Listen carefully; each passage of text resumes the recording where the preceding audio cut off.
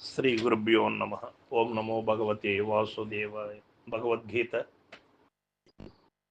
13వ అధ్యాయం చైత్రజ్ఞ విభాగ యోగము నుండి ఈవేళ మనం 2వ శ్లోకాన్ని పరిశీలన చేసుకుందాం. ఈదం శరీరం కౌంతేయ క్షేత్రమిత్యద్విధీయతే ఏతద్యో వేత్తి తం ప్రాహు క్షేత్రజ్ఞ ఇతి తద్విదః. శ్రీ భగవానులు చెబుతూ ఉన్నారు, అర్జున, కుంతీపుత్రుడు వగువో అర్జున, ఈ శరీరమే క్షేత్రమనబడుచున్నది, దానిని తెలుసుకున్నవాడు క్షేత్రజ్ఞుడని క్షేత్రజ్ఞుల నెరింగిన వారు చెప్పుదురు. ఈ విషయాన్ని చెబుతూ ఉన్నటువంటి వారు ఎవరు అంటే, క్షేత్రం అనగానేమి క్షేత్రజ్ఞుడు అనగానేమి రెండిటిని వెరిగినటువంటి మహనీయులు ఈ సత్యాన్ని తెలియచేయగలరు. అంతేగాని ఈ శరీరము నాది అని చెప్పి ఈ శరీరము నడిపేవాడు ఎట్టివాడు అనే విషయం తెలియని వాళ్ళు చెప్పలేరు. క్షేత్రమనగా పొలం, భూమి.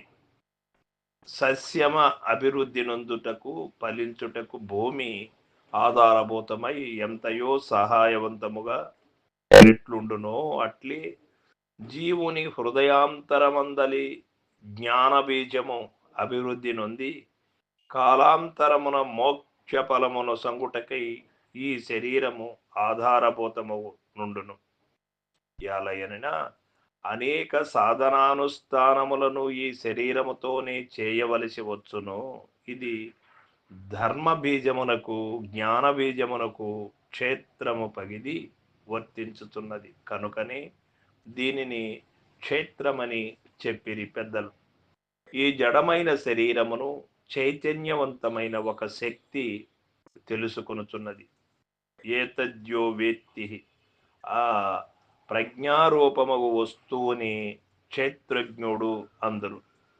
క్షేత్రమగు శరీరమును తెలుసుకున్నవాడు క్షేత్రజ్ఞుడు, అతడే ప్రత్యేగాత్మ.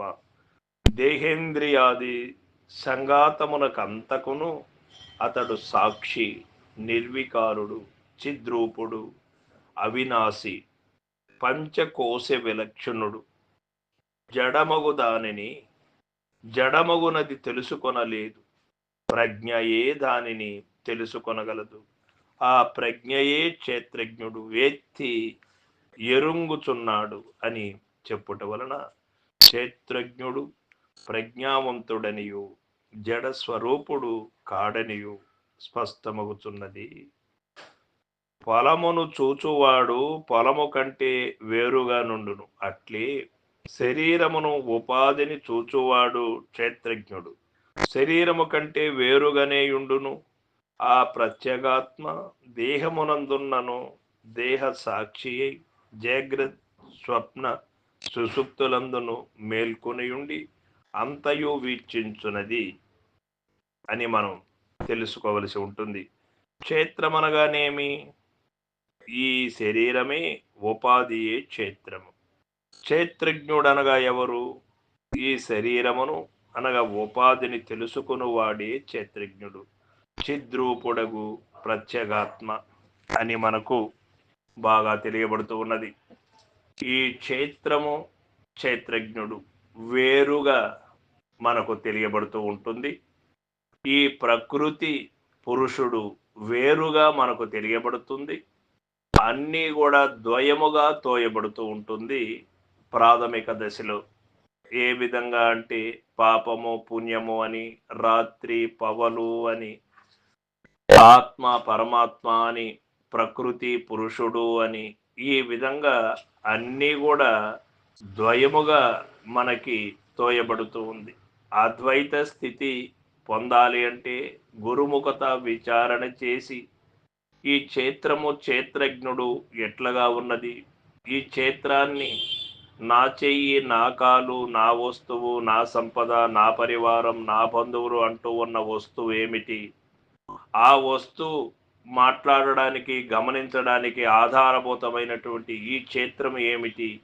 ఇవన్నీ మనకు బాగా తెలియబడాలి అంటే గురు సూచన అవసరం, గురు మార్గం అవసరం. సర్వం సద్గురు పాదార్పణమస్తు. జై గురుదేవ.